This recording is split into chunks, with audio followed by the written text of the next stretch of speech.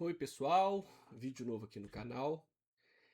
Esse vídeo vai ser um pouco extenso, tá? Mas eu vou tentar ao final dar a vocês uma ideia geral sobre o manejo clínico dos fungos, tá? Então assiste até o final, é um vídeo bem completo. Se gostou, compartilha, inscreve, faz aí todas as mágicas que o YouTube pede, ok? Então, desde já, muito obrigado por vocês estarem aqui e uma boa aula. Bom, a gente pensa em fungo e ao falarmos dos fungos, né, nós estamos falando de organismos que podem ser multicelulares, eh, são eucariontes, mas são organismos que apresentam uma complexidade, fazendo com que eles sejam estudados de acordo com algumas, algumas de suas, vamos dizer assim, características, né? E para nós, enquanto profissional de saúde, o fungo ele é estudado em dois momentos. O primeiro é que toda doença fúngica ela está relacionada ao estado ah, de imunocomprometimento do indivíduo, ou quando esse indivíduo, por algum motivo externo, altera a homeostase do tecido. Tipo, mudança de pH, mudança na fisiologia da pele, tá? Então, muitos fungos que causam dermatites profundas só causam porque ou o indivíduo está com imunocomprometimento ou houve uma mudança na histologia daquele tecido, ok? E fungo ele sempre será oportunista, tá? Então o fungo ele sempre se instala primeiro, o fungo ele sempre chega primeiro, tá? Então o que nós vamos ver nessa aula, para além das outras características dos fungos, né, como por exemplo estrutura, utilização do fungo, as utilizações principalmente na indústria dos alimentos e tudo mais, é, nós vamos ver um pouco desse manejo, dessa classificação das doenças fúngicas, ok? Então, os fungos são eucariontes, eles possuem parede celular, então, além das células vegetais, além das bactérias, que também possuem parede celular, cada um desses organismos com uma parede celular específica, tem a bactéria peptídeo glicâneo, ácido teicoico, mucoico, as células vegetais com celulose, quitina. No caso dos fungos, a parede celular rígida tem quitina, celulose, glucanas, galactomananas, enfim. Cada fungo tem a sua identidade que passa, entre outras características, pelas estruturas da parede. Eles são heterotróficos e eles precisam de uma fonte orgânica de carbono. Tá? Eles precisam de uma fonte orgânica. A forma do fungo pode ser unicelular, como as leveduras, que são ovoides, que se reproduzem por brotamento, e os fungos filamentosos, que são multicelulares, com as estruturas chamadas de hifas. Cada hifa é uma célula fúngica. Esses filamentos eles podem ter uma dispersão aérea, e os dimórficos é que variam da forma leveduriforme para a forma filamentosa. Alguns fungos dimórficos podem também ser chamados de fungos pleomórficos, de acordo com diversas características de uma mesma doença, ou seja, clínica de uma doença causada por um fungo, tá? As leveduras, elas vivem num ótimo de 37 graus e os fungos filamentosos ali entre 20 e 25, por isso que em regiões frias e úmidas a gente vai ter mais os fungos filamentosos, em regiões quentes as leveduras, tá? As doenças, principalmente as doenças, elas estão mais associadas aos fungos filamentosos do que aos fungos leveduriformes, mas também existem algumas leveduras que podem causar doenças. Então, as leveduras, elas se reproduzem por brotamento, então uma das características que nós observamos ao microscópio, essas entre aspas, feridas de brotamento, tá? Da ferida, ok? As leveduras, elas são maiores do que as bactérias, então quando a gente pensa num laboratório que a gente precisa axenizar uma cultura de fungo e tirar desses fungos alguns contaminantes naturais, a gente tem bactéria parasitando fungo e a gente tem vírus parasitando fungo, ok? A principal forma de reprodução é o brotamento ou gemulação, tá? Que é literalmente um broto do fungo que cresce aderido à parede fúngica, tá? As colônias fúngicas, principalmente as colônias das leveduras, por elas serem unicelulares, elas criam colônias semelhantes à das bactérias. Uma questão interessante é que elas parecem um líquido jogado, né? Quando a gente pensa em que a gente está pegando um conta-gotas e jogando um líquido, né? Eles não têm tantas colônias tão pontuais. E uma das características importantes é que fungo cresce muito mais rápido, tá? Fungo, ele infecta o ambiente com uma facilidade muito maior do que a das bactérias. Alguns fungos patogênicos, eles sequer passam por uma fase lag muito bem estabelecida. E outra característica é que a coloração dos fungos, elas são mais vibrantes, né? Os fungos, eles produzem colônias muito mais vibrantes. Os fungos filamentosos, cada estrutura fúngica é a hifa. A hifa, ela pode ter uma continuidade, a gente chama isso de hifa septada, ou seja, quando você olha no microscópio, você vê os pedaços, que são as hifas, que a gente chama de estrutura celular, cada hifa é um fungo.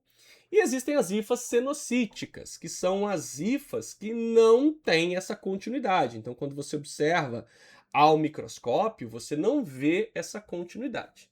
O conjunto das hifas é chamado de micélio, então você pode se contaminar por um fragmento do fungo, que é a hifa, seja ela cenocítica ou septada, ou você pode se contaminar pelo micélio, que é o conjunto de várias hifas, tá?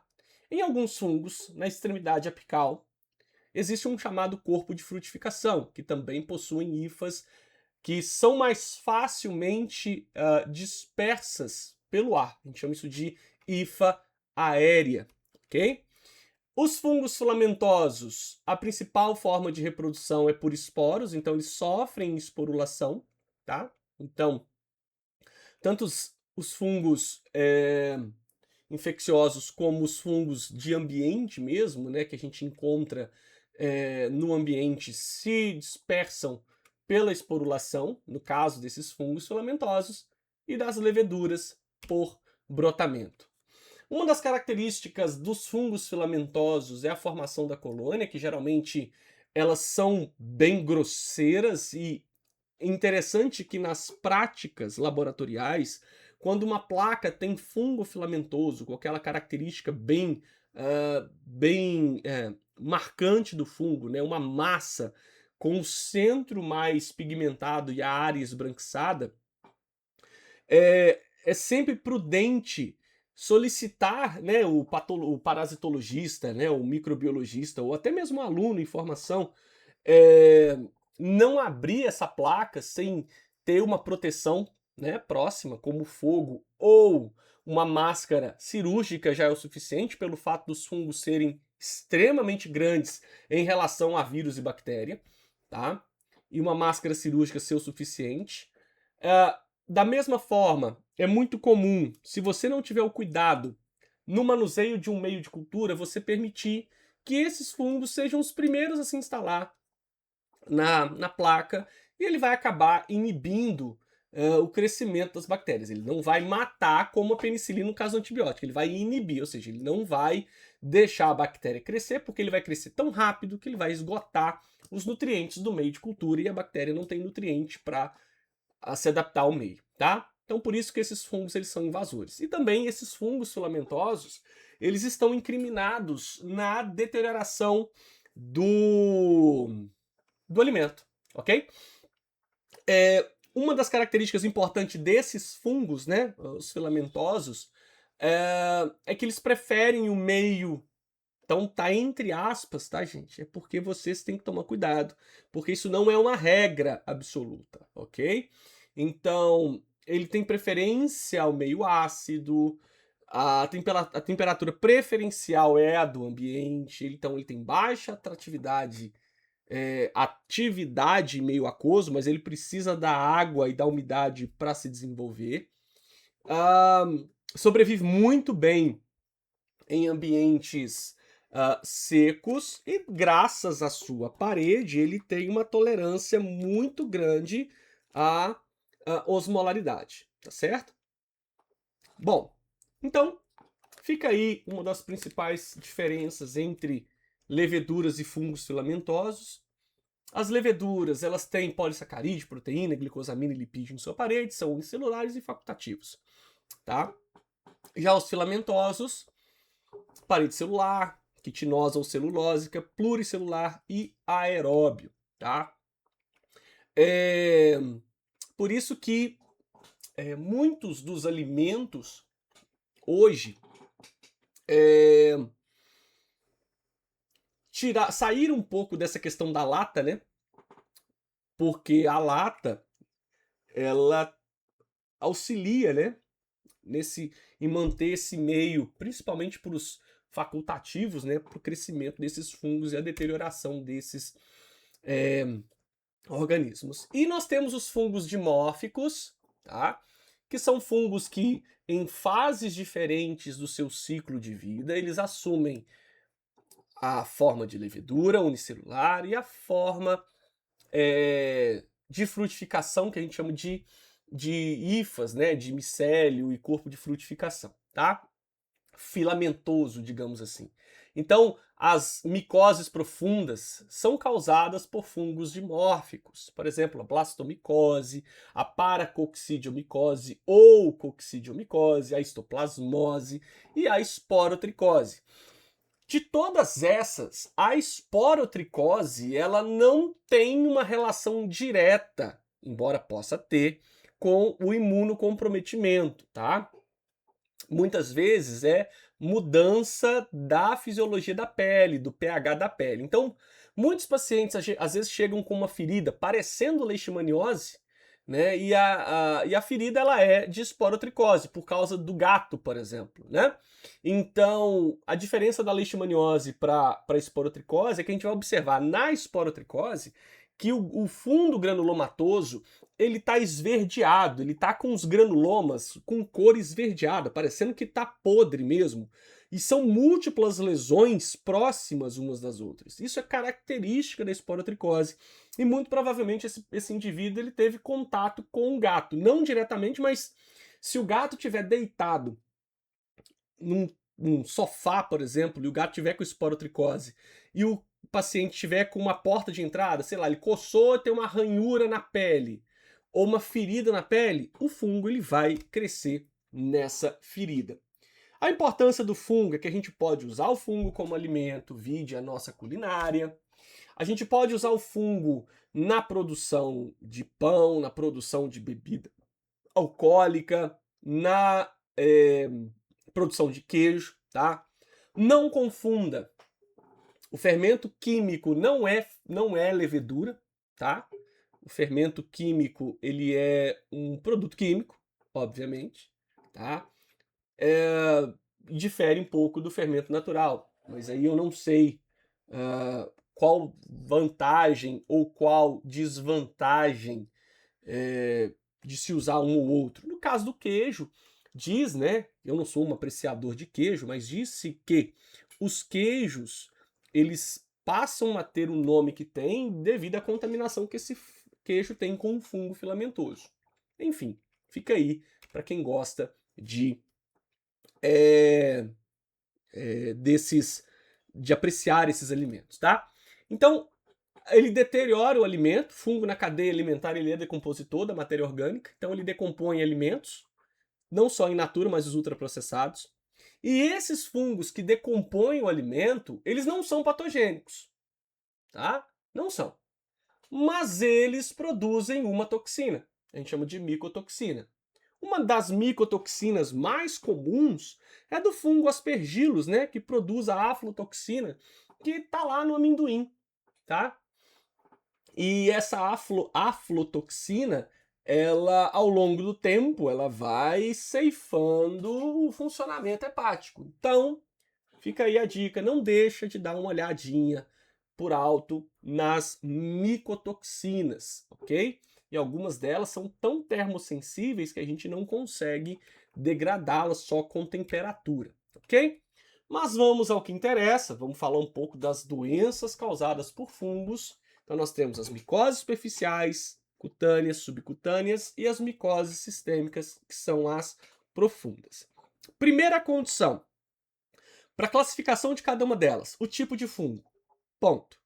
Segundo, o comprometimento imunológico do indivíduo, ou quando você exclui a possibilidade do imunocomprometimento, a questão oportunista, né, da doença fúngica pelo fato do fungo ele se utilizar de um meio já homeostaticamente diferente para crescer. Então, micoses superficiais é caracterizado por um grupo de fungos cuja relação com o hospedeiro está no limite entre o saprofitismo, ou seja, o fungo está ali para degradar matéria orgânica, e o parasitismo, tá?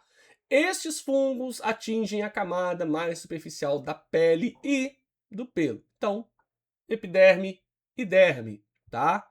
Algumas bactérias podem produzir lesões semelhantes e são denominadas pseudomicoses, porque parece um fungo, mas é uma bactéria. Como é que você, profissional, vai saber diferenciar? Você solicita um exame muito simples.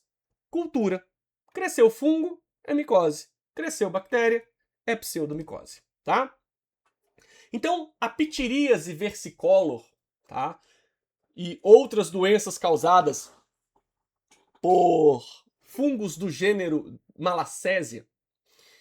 Então, a Tinea versicolor ou a pitiríase versicolor são constituídas por placas hipo ou hiperpigmentadas, escamosas e de borda bem delimitada, que podem confluir cobrindo áreas externas do corpo. Então, são dermatites bem comuns, muitas vezes de pessoas que usam produtos não validados, como protetores solares caseiros, queimam no sol e essas manchas não é pela queimadura, isso é pelo fungo. Existe outro fungo, que é o Fusarium, que a gente vai ver isso mais à frente, tá? O fungo Fusarium, do gênero Fusarium, ele é um fungo que infecta muito queimaduras. Então, principalmente essas queimaduras de segundo e terceiro grau. Ok. Manifestação clínica, tá? Hipocromia das lesões, que pode ser causada pela presença do ácido azelaico, que tem atividade antitirosinase. E essa atividade antitirosinase afeta o metabolismo da tirosina e, consequentemente, a produção de melanina, ok? Então, é a tirosina, a atividade antitirosinase que afeta a produção da melanina e dá estas manchas, tá? Outras manifestações, a seborreia grave e a dermatite seborreica leve, ou seja, caspa, tá? A onicomicose também, tá? E aqui, gente, é só um adendo, tá? Prático. Uma vez com micose nas unhas, é, é pro resto da vida, ok? Então, é difícil você falar em cura de micose de unha, tá? Casos de sepsis ou infecção com a malacésia não apresentam claramente uma característica particular. O agente etiológico é o gênero Malacésia, tá? Ela é uma levedura lipodependente polimórfica, tá? Que em parasitismo se apresenta como células leveduriformes globosas ou ovais, agrupadas e filamentos curtos, septados e irregulares, tá? Esse fungo ele tem sido associado a doenças como a dermatite seborreica, onicomicose e infecções sistêmicas. Então, existem várias malacésias. Malacésia furfur, malacésia pachymedes, a malacésia sympodialis, a malacésia globosa, restricta, sofiácea, obtusa. Então, existem várias malacésias. O que é interessante é que na taxonomia laboratorial você consegue chegar no gênero e pouco interessa para você na característica clínica a espécie, tá? Você só vai conseguir identificar a espécie com o teste molecular, mas o tratamento ele é tão bem ah, aceito que dificilmente a gente vai precisar dessa taxonomia, tá? Apenas preciso que vocês saibam do que o gênero Malacésia pode causar, tá? Então, as alterações bioquímicas ou fisiológicas na pele, ou secreção devido a fatores genéticos ou causas externas, até mesmo medicamentosas e de higiene, tá? A higiene que eu falo é produtos de beleza, né? Assim, que não tem comprovação, que não foi dermatologicamente testado, podem tornar indivíduos sadios em suscetíveis, tá? Outras condições, alteração neurológica, estresse, secreção cutânea aumentada de ácido graxo, imunodepressão, doença crônica, níveis séricos, de andrógenos ou cortisol, hipovitaminose, calor, umidade, uso externo de cremes estéticos e pouca higiene pessoal, são fatores para o desenvolvimento da malacésia. A identificação é o exame direto, tá? Pela característica do fungo, com cultura, isso qualquer laboratório de análises clínicas faz. O tratamento, tá, gente, é shampoo, tá? Shampoo dérmico com sulfeto de selênio, tá? Pode ser também o hipossulfito de sódio, o itraconazol, tá? O uso de antifúngico em paciente com dermatite seborreica apoia o conceito da hipótese da origem da lesão, pela falta de higiene, ok? Então, cetoconazol, itraconazol são tratamentos bem simples, não é medicamentosamente falando, endogenamente, né? Mas, só para se ter uma ideia, e isso é importante que vocês orientem o paciente de vocês, é que essa hipopigmentação, né, o retorno da repigmentação, no caso, pode levar meses ou anos, tá? Tinea nigra, tá? Quem causa é a Orteia werneckii, tá? Esse fungo ele habita ambientes com elevada concentração de sal, sendo isolado do fundo do mar, água do mar e da areia da praia. Então, para quem gosta de praia, fique aí a Tinea nigra, a Ortea werneckii, causando a Tinea nigra, tá? Ela pode ser confundida com uma pseudomicose, tá? Porque existem bactérias que causam essas lesões também, que é a Corynebacterium minutissimum. Então, o diagnóstico laboratorial, a cultura, é importante para essa diferenciação, tá? Existe outra pseudomicose, que é a tricomicose, tá? Que quem causa é a Corynebacteria tenui, tá? Então, essas hipopigmentações bem pontuais, sugestivas de tínia, tem que ser o diagnóstico de cultura para diferenciar. Se você não quiser o diagnóstico diferencial, trata primeiro com cetoconazol, hidroconazol ou alguma pomada antifúngica tópica. Resolveu, é micose. Se não, saiba-se que é pseudomicose e você precisa entrar com antibiótico, tá? Dermatófitos, tá? Nós temos dermatófitos que são doenças fúngicas que afetam a pele, né? São aqueles fungos que podem ter diferentes tipos de habitats, como por exemplo, geográfico, como relação com o animal e relação pessoa-pessoa, né? Então, os fungos geofílicos apresentam característica de manter a viabilidade em solo rico em resíduos de queratina humana ou animal. Os zoófilos devem ter passado por um ciclo evolutivo, tendo abandonado o solo, e precisamos agora do animal. Os antropofílicos, em determinado período de sua evolução, foram galgando andares superiores na hierarquia filogenética, saindo do solo para o animal e depois para o animal humano, tá?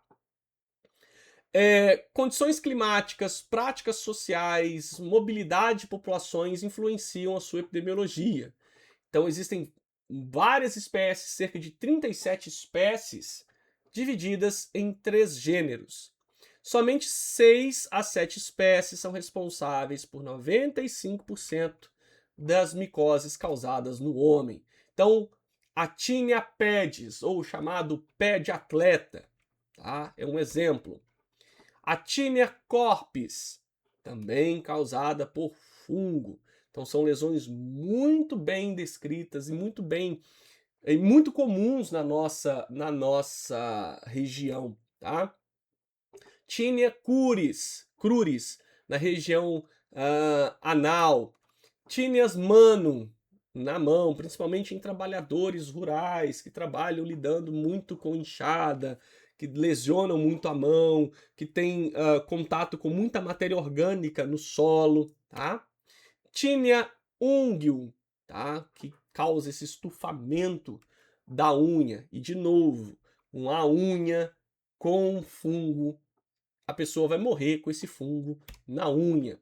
A Tinea barba, que causa ali essas lesões na pele por causa do uso de gilete que fica guardado sem higiene, ou que pessoas compartilham as lâminas de barbear, então é um risco, né?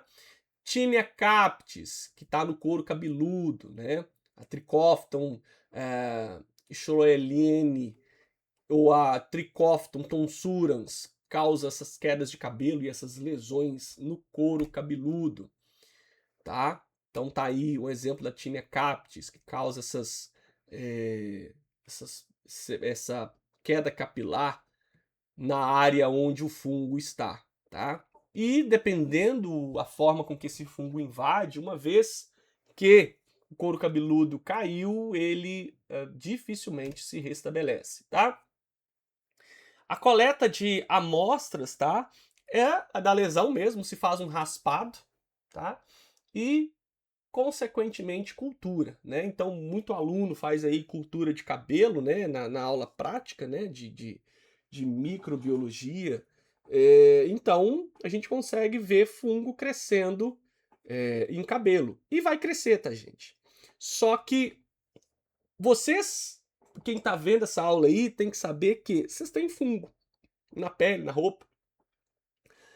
Mas por que vocês não se tornam doentes? Porque vocês ainda têm uma barreira imune robusta, uma fisiologia também robusta que não deixa esses fungos crescerem, ok?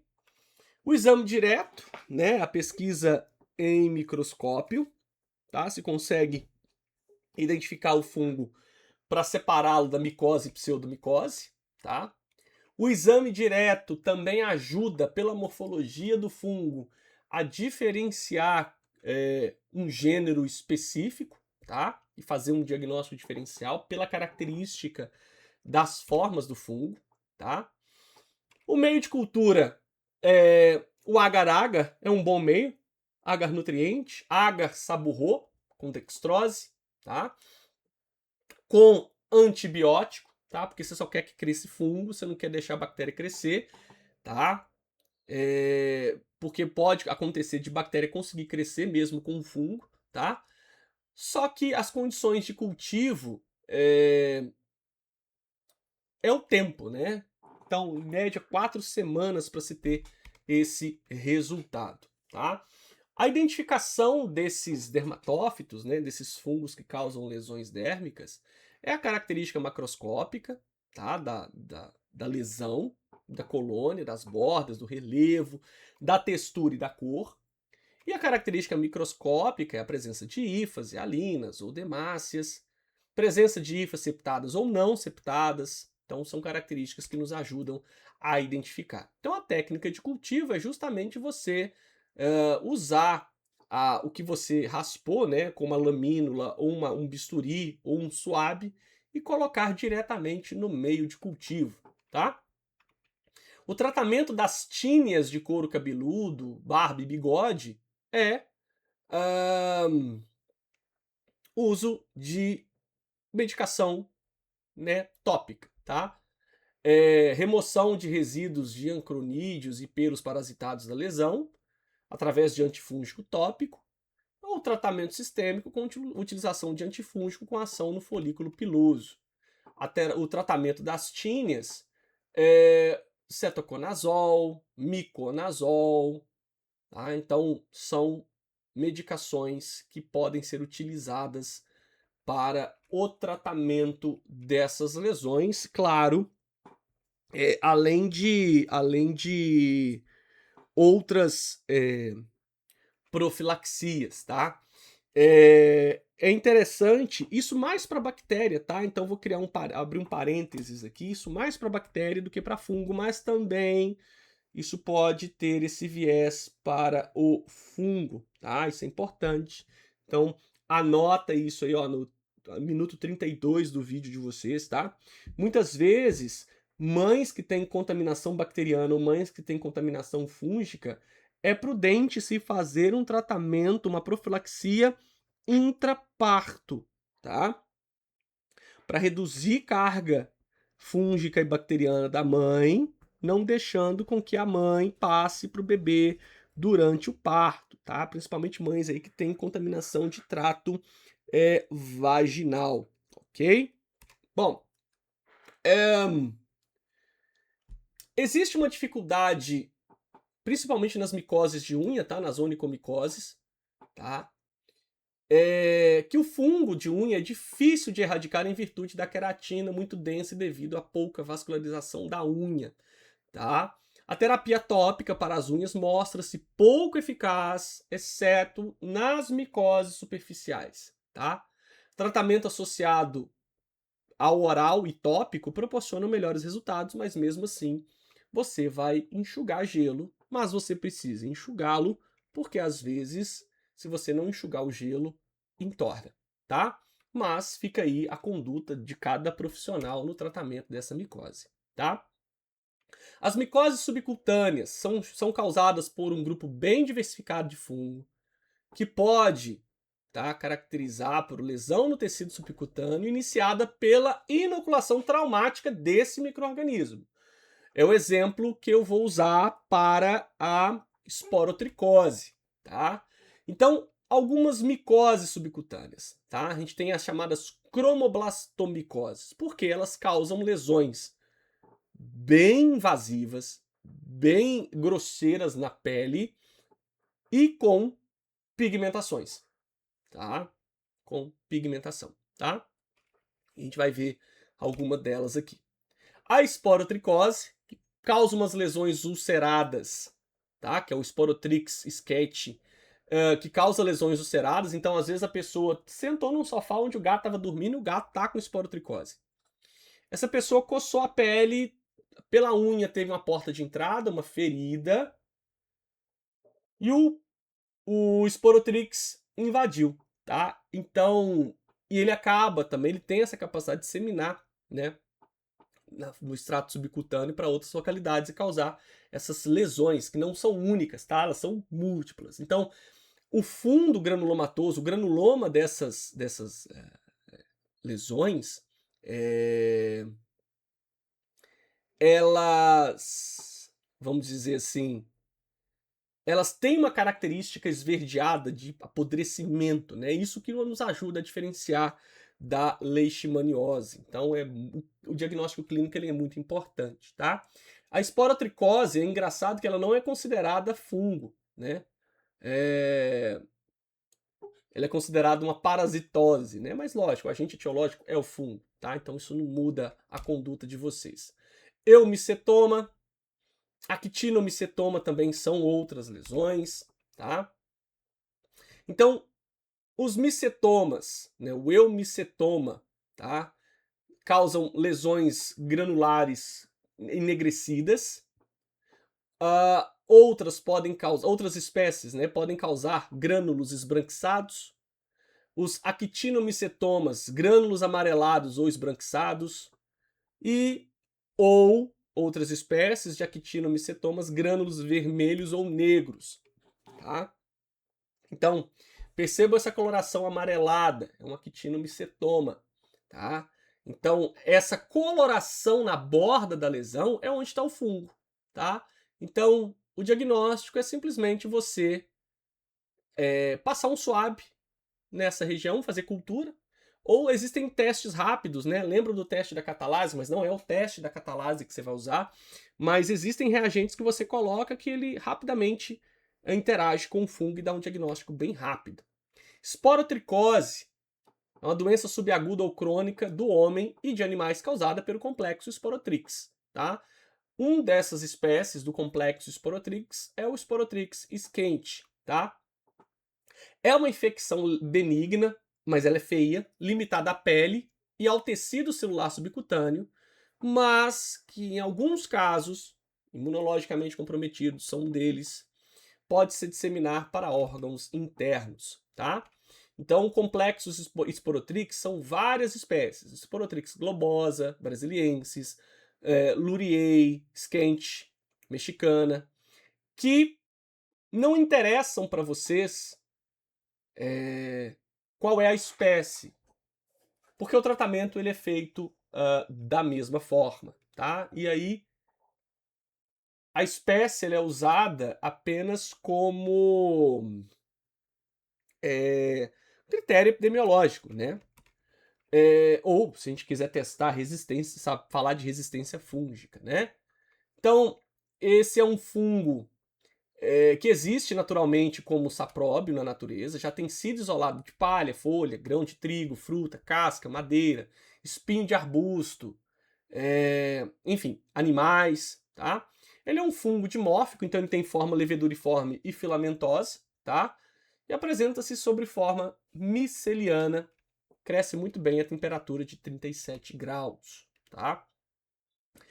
Quando você tem uma ferida na pele, o fungo se instala na pele e desenvolve em você essa lesão, ok? Então tá aí a manifestação clínica da esporotricose, tá? Para quem tiver confusão em diagnosticar leishmaniose e esporotricose, essa é uma característica da esporotricose, tá? Então umas lesões que têm o fundo granulomatoso bem pigmentado, guarda essa informação porque é uma característica de fungo, tá? Então, isso ajuda a diferenciar das protozooses, tá? Pessoa tratando animal, né, veterinário, né, o animal infectado e a porta de entrada na unha, às vezes a pessoa tirou uma cutícula e deixou a ferida ali, o fungo se instala e causa uma esporotricose na unha, tá? Diagnóstico é o exame direto, você vai ver o fungo, a forma leveduriforme no microscópio, tá? Então é bem fácil o teste. A cultura, tá? Que aí na cultura você vai ver o filamento e não a levedura, tá? Então microscopicamente raspou a lesão, forma leveduriforme, que é um fungo dimórfico. Fez cultura, ele cresce, aí essas formas filamentosas. O diagnóstico laboratorial da cultura, tá? Essas são, depois que você faz a cultura, você coloca um fragmento dessa cultura no microscópio e vai ver os corpos de frutificação nos polos apicais das hifas, ok? Outro teste, tá? é no meio de transporte, tá? Quando você coloca o meio de cultura num tubo de ensaio, também é um teste rápido, tá? Existe o histopatológico, mas é só quando você não consegue fechar o diagnóstico, em condições normais é passível de fechamento, tá? Tem as sorologias, tá? Que ajuda a diferenciar a esporotricose pelo fato de às vezes a gente não, enquanto profissional, conseguir fechar o diagnóstico, mas é interessante notar que a, a esporotricose no teste sorológico ele dá reação cruzada com Streptococcus e Klebsiella, tá? Mas fica aí a conduta do profissional, que o exame direto ele é muito bem utilizado para. Tá? O tratamento é cetoconazol, itraconazol, tá? Pode-se usar anfotericina B, lipossomal também. Aí, ó, de novo, mesmo tratamento para leishmaniose, tá? Micoses sistêmicas e oportunistas, aí nós estamos falando da cândida e da criptococose, tá? Então, pausa o vídeo aqui, tem um quadro que vai ajudar vocês nessa diferença, né, das micoses, tá? Falamos um pouco da superficial, das cutâneas, agora entramos um pouco na parte das oportunistas e profundas. E principalmente a, a cândida, o criptococo, o paracoco, o histoplasma e o coccidiomicose, a coccidiomicose, são micoses sistêmicas e oportunistas. Lembrando que cândida, algumas infecções por cândida, elas só existem em alguns momentos da sua idade, ou seja, não se tem a possibilidade de um indivíduo saudável desenvolver cândida oral, mas um recém-nascido sim.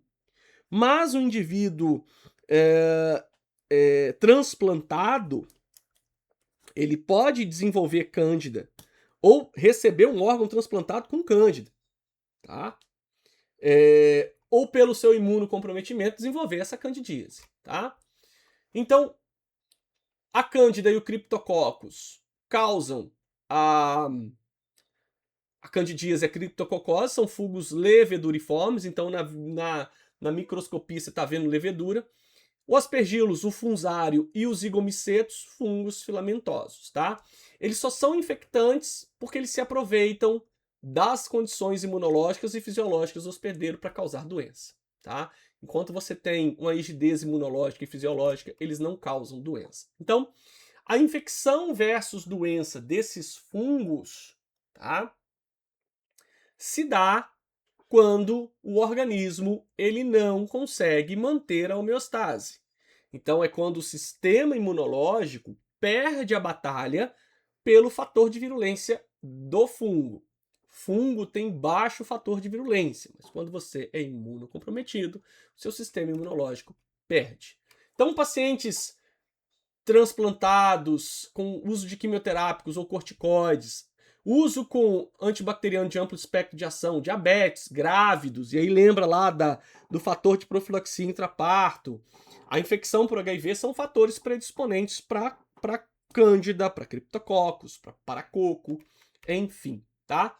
Então, pacientes com HIV positivo, transplantados, ou transplante de medula óssea, por exemplo, uso de substâncias imunossupressoras, neoplasias com tratamento de quimioterápico, uso de instrumentos médicos invasivos, no caso da UTI, como catéteres, sondas, respiradores, próteses, aumento da prematuridade, uso de antibiótico de amplo espectro, são fatores que diminuem, em algum grau, a imunidade do indivíduo e predispõem esses indivíduos a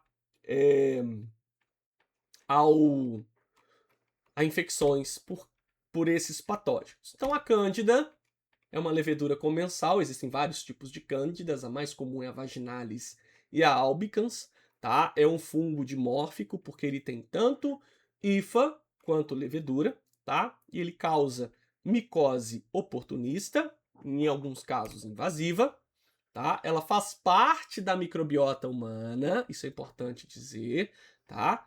E também contamina o ambiente externo, como ar, água, alimentos. Então, boa parte de nós Já tivemos o contato com a cândida no trato orofaríngeo, quando nenéns, tá? Mulheres, pelo menos um episódio de candidíase vulvovaginal. Em alguns casos, essas vulvovaginites vão desenvolver forma grave. Pacientes com HIV/AIDS, eles têm a principal causa, a candidíase orofaríngea. É a quarta causa de infecção hospitalar, só perde para estáfilo, para estrepto, para Klebsiella, para Streptococcus agalacea, entre outros, tá?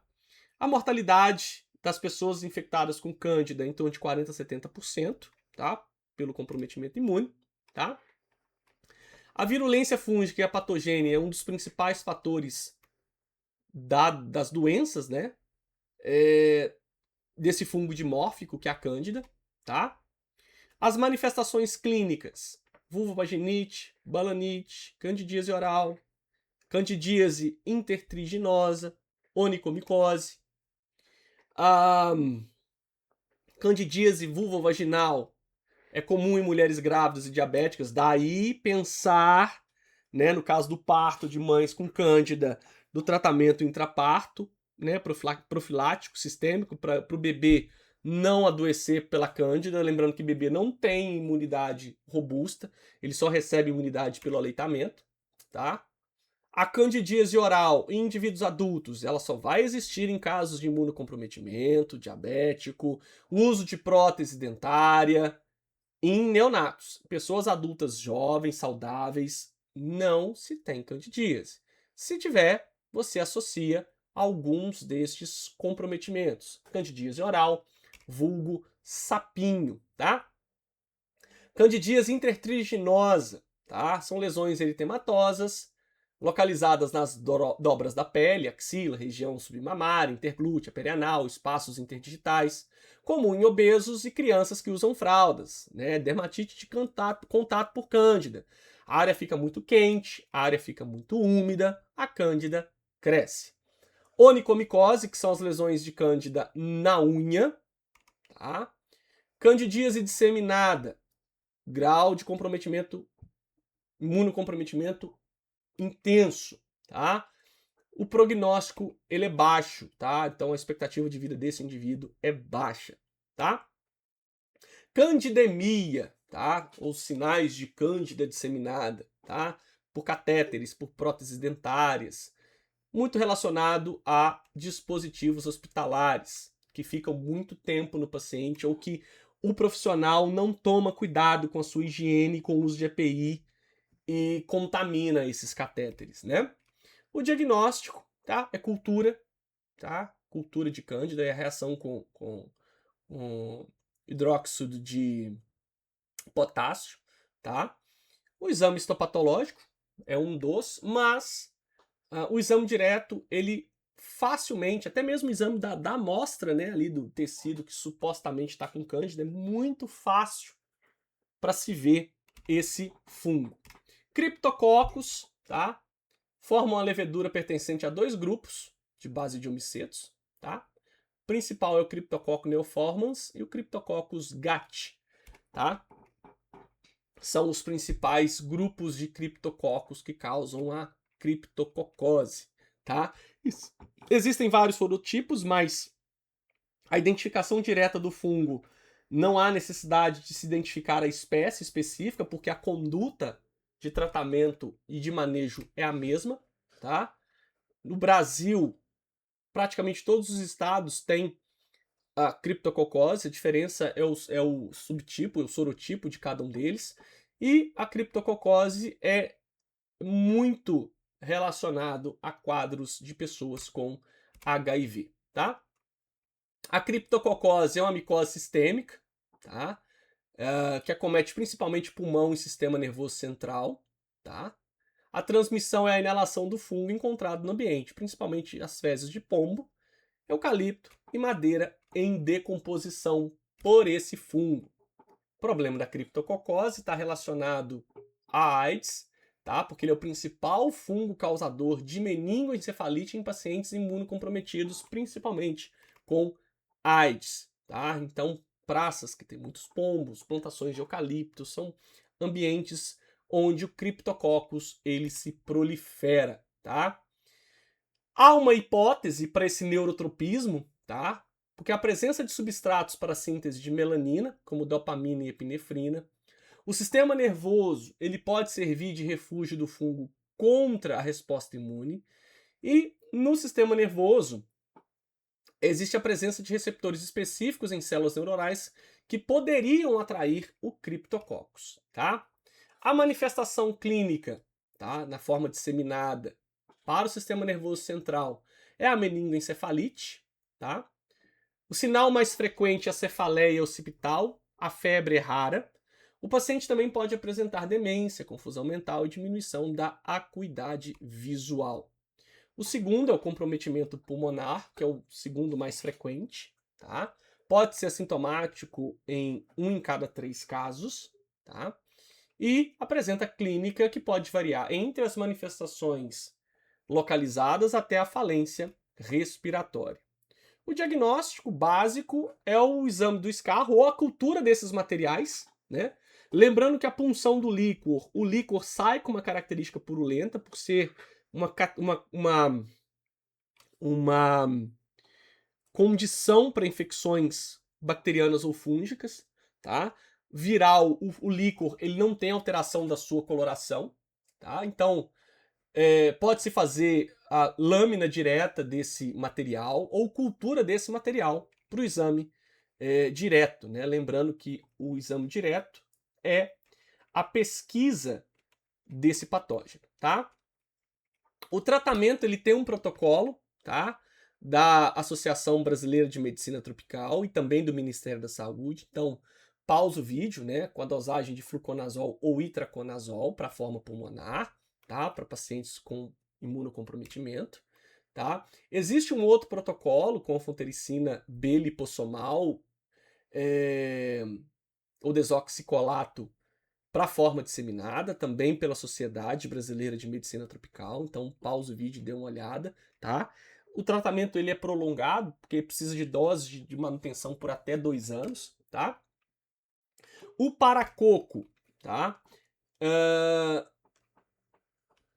Tá classificado em micoses que podem ser clássicas ou oportunistas, tá? Isso de acordo com o critério da Anvisa, tá?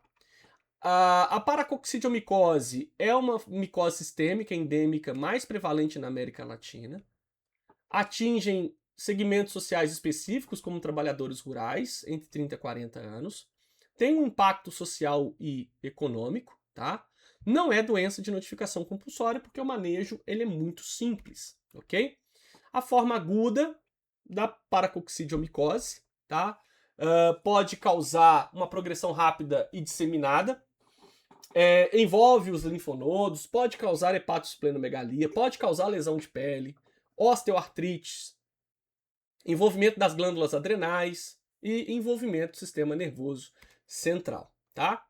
A forma crônica, tipo adulto, tá mais comum entre pessoas acima de 30 anos, é de progressão lenta, pode apresentar manifestação pulmonar, tá? E o espectro clínico pode ser unifocal, quando ela é restrita a um órgão, ou multifocal, quando ela é restrita a vários, quando ela envolve mais de um órgão, tá? O tratamento, ele também segue um protocolo da Anvisa e do Ministério da Saúde, tá? Seguido sulfametoxazol mais trimestoprim e itraconazol. Então, pausa o vídeo e anota os protocolos. E as sequelas, né, do paracoco decorrente do tratamento, tá? Pode ser a pessoa usar uma cânula orofaríngea para a vida inteira, né? Ter que fazer traqueostomia ou ter paralisia, fibrose em algumas áreas do pulmão, tá? Então é muito comum, tá? Então fica aí o vídeo para vocês. Espero que vocês tenham gostado. Deixa o like, se inscreve se não é inscrito, compartilha e até a próxima aula.